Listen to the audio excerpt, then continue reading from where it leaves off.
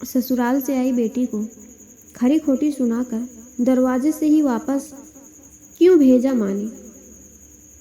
भारती जी जब रोटी बना रही थी कि तभी किसी ने दरवाजे की बेल बजाई। बेचारी भारती रसोई घर में अपने हाथों में लगे आटे से भरे हाथों के धोने तक लगातार दरवाजे की कुंडी बज रही थी। वह लगातार बोल रही थी, थोड़ा रुको, मैं आ रही हूँ। अब इस उम्र में वह भागकर जा भी नहीं सकती दरवाज़ा खोलने के लिए। जैसे ही उसने दरवाज़ा खोला और सामने देखा तो उनकी बेटी अदिति दरवाजे के बाहर खड़ी थी। तब उन्हें आश्चर्य हुआ कि कुछ बताया भी नहीं, मैंने भी नहीं बुलाया, तो अदिति अचानक कैसे आ गई। अपनी बेटी को देखकर भारती बोली, आने से पहले बताना तो चाहिए था। अकेली ही आई हो क्या? जमाई जी और बच्चे कहाँ हैं? भारती ने एक साथ कई सारे सवाल किए। तभी अदिति बोली, माँ, क्या कोई अपनी प्यारी इकलौती बेटी का ऐसे स्वागत करता है? मुझे लगा कि तुम मुझे अचानक देखकर बहुत खुश होगी और सबसे पहले मुझे गले लगा लोगी, पर यहाँ तो उल्टा ही हो रहा है। शायद तुम दुनिया की पहली माँ होगी जो बेटी को ससुराल से अपने घर आते देख खुश होने के बजाय चिंता में पड़ गई। क्या मैं अकेली इस घर नहीं आ सकती? क्या हमेशा दामाद और बच्चों के साथ ही आना जरूरी है? बोलकर अदिति घर में प्रवेश कर गई और अपना सामान रख कर बोली, भाभी कहाँ पर है? भाभी जल्दी चाय नाश्ता लेकर आओ, आपकी ननद आई है। बहू घर पर नहीं है, अपने मायके गई है, माँ ने कहा। अच्छा, इसलिए तुम घर संभाल रही हो और खाना बना रही हो? माँ, तुम्हारी बहू के तो बड़े ठाठ हैं। बहू मौज से घूम रही है और सास घर संभाल रही है। देखो ना, आपने बहू के आने से पहले ही खाना बनाकर रखा है। उसे घर आकर कुछ भी काम करने की ज़रूरत ही नहीं पड़ेगी। बड़े नसीब लेकर आई है आपकी बहू। और एक मैं हूँ जिसे उसकी सास कभी एक गिलास पानी भी नहीं पूछती। अदिति ने ताना मारते हुए कहा, बेटा, प्यार और इज्जत ऐसी चीज़ है जो हम पहले किसी को देते हैं, फिर उससे अपेक्षा करते हैं कि वह भी हमें वापस दे। माँ ने उसे समझाते हुए कहा। माँ ने आगे कहा, हर एक लड़की को अपने ससुराल में जगह बनानी पड़ती है। वहाँ कुछ भी आसानी से नहीं मिलता। तुम अपनी सास से एक गिलास पानी की अपेक्षा करती हो? तुम तो उनकी बहू हो, फिर भी तुमने कभी उन्हें एक गिलास पानी नहीं दिया है क्या? तुम शादी के बाद ससुराल में रही ही कितने दिन? जब तुम्हारे मन को लगा तब अपनी बैग भरी और सीधा मायके आ जाती हो। मायका और ससुराल एक ही शहर में है। इसका मतलब ऐसा नहीं होता है कि तुम जब चाहो तब मायके आ जाओ और चाहो उतने दिन रहकर वापस ससुराल चली जाओ। मायके में भी बेटी को मान सम्मान तभी मिलता है जब बेटी ससुराल का मान सम्मान रखकर मायके में कुछ दिनों के लिए आती है, तभी उसे मान सम्मान मिलता है। ऐसा हर रोज़ बिन बुलाए कोई कारण न होते हुए भी कोई बेटी मायके आती होगी तो उसको साधारण पूछताछ भी कोई करता नहीं। और तुम मेरी बहू को बोलती हो ना, तुम तो मेरी बहू की बराबरी भी मत करो। वह कभी भी बुलाए बिना अपने मायके नहीं जाती, और गई भी तो वहाँ की कोई भी बात में वह कुछ नहीं बोलती।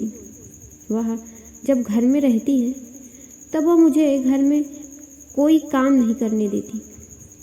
अब मेरी इच्छा से घर के काम कर रही हूँ। वह मुझे काम करने को नहीं कह के गई है। अपनी बेटी को माँ के सिवाय अच्छा कौन समझ सकता है? मुझे तुम्हारा स्वभाव अच्छी तरह पता है। तुम्हारे ससुराल में सब लोग अच्छे हैं। तुम ही उनके साथ मिलजुल कर नहीं रहना चाहती। ससुराल तो ससुराल होता है और मायका तो मायका होता है। मायके में घर का काम अपनी मर्जी से होता है। ससुराल में सबसे पहले सबका दिल जीतना पड़ता है, सबको अपना बनाना पड़ता है।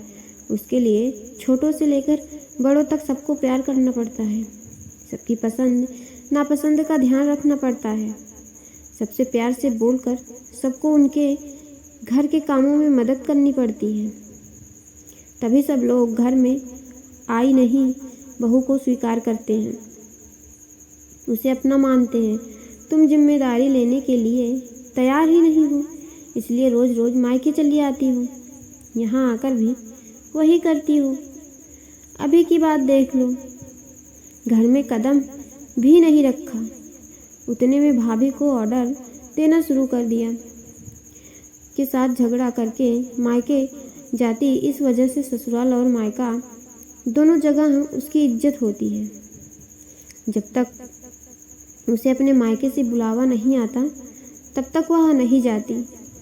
अपनी माँ ने ही आज अपनी बेटी को उसके बर्ताव के दोष दिखाए, क्योंकि उसे लगता था कि अपनी बेटी को अभी नहीं समझाया तो वह उसे कभी नहीं समझाएगी।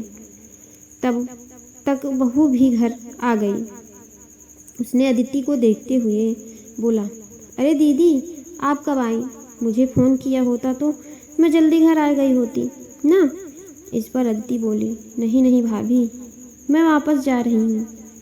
अभी ही मेरी सास का फ़ोन आया था, उनके सीने में दर्द हो रहा है, मुझे वापस जाना है।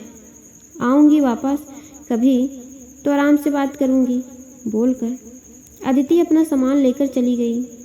तभी उसकी भाभी ने उसे रोकने का प्रयास किया, पर उसकी सास ने ही अपनी बेटी को रोकने के लिए मना किया और अपनी बहू को बोली, बहू जाने दो, उसे पहले अपना घर संभालने दो, उसके बाद उसे मायके में आने दो।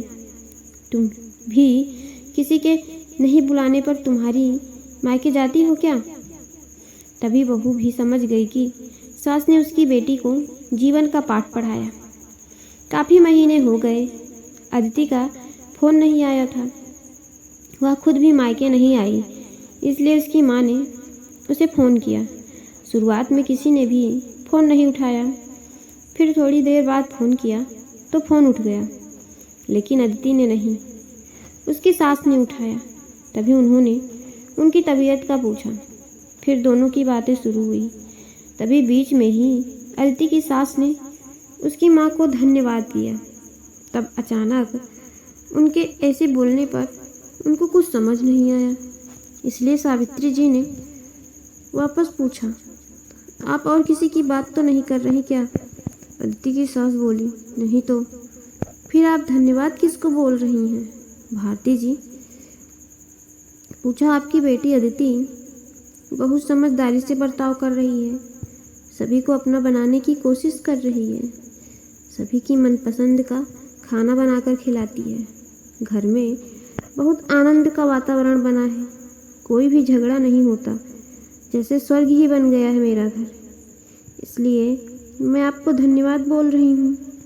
आपकी बेटी के अच्छे बर्ताव से यह दिन हमें देखने मिले, हम बहुत धन्य हो गए। पहले हमें उसकी तरफ से कोई भी अपेक्षा नहीं थी, पर आपने उसे समझा कर भेजा और उसके स्वभाव में बदलाव आया। आज उसी अदिति को मायके जाना तो दूर की बात, फ़ोन पर बोलने के लिए भी उसके पास वक्त नहीं है। वह अपने गृहस्थी में व्यस्त हो गई है। दोस्तों, अगर सभी माँओं ने अपनी बेटियों को ऐसा समझाया और उनको समझ आ गया तो किसी भी घर में झगड़ा होगा ही नहीं और कोई भी घर टूटेगा नहीं। इस स्टोरी पे आपकी क्या राय है? कमेंट करके ज़रूर बताइएगा। स्टोरी पसंद आए तो लाइक और मेरे चैनल को सब्सक्राइब ज़रूर करिएगा। आपका बहुत बहुत धन्यवाद।